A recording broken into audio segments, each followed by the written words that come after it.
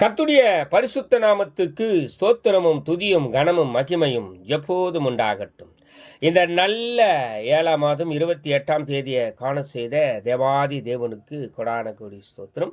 கர்த்தரின் மகிமை ஆத்தும ஆதாயம் சுவிசேஷ ஊழியத்தின் சார்பாக இன்றைய நாளுக்கான சில நிமிட தேவ செய்தி.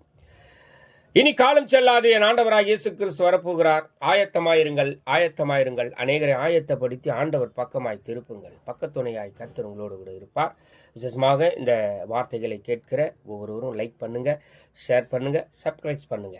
விசேஷமாக நீதிமொழிகள் 24ஆம் அதிகாரம் 19ஆம் வசனத்தில் எழுதியிருக்கிறது, பொல்லாதவர்களை குறித்து எரிச்சல் அடையாதே, துன்மார்க்கர் மேல் பொறாமை கொள்ளாதே என்று சொல்லி எழுதியிருக்கிறது.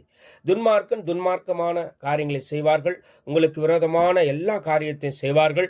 நீங்கள் பொறுமையாய் இருந்து அருமையாய் யோசனை பண்ணுங்கள். கர்த்தர் உங்களோடு கூட இருப்பார். அவர்கள் எரிச்சல் அடையும்படி செய்வார்கள், உங்களை கோபப்படுத்தும்படி செய்வார்கள், உங்களை எல்லா காரியத்திலையும் கோபப்பட வைப்பார்கள். ஆக எதை குறித்தும் கவலைப்படாதிருங்கள். கர்த்தர் தாமே உங்களோடு கூட இருப்பார், உங்களை வழி நடத்துவார்.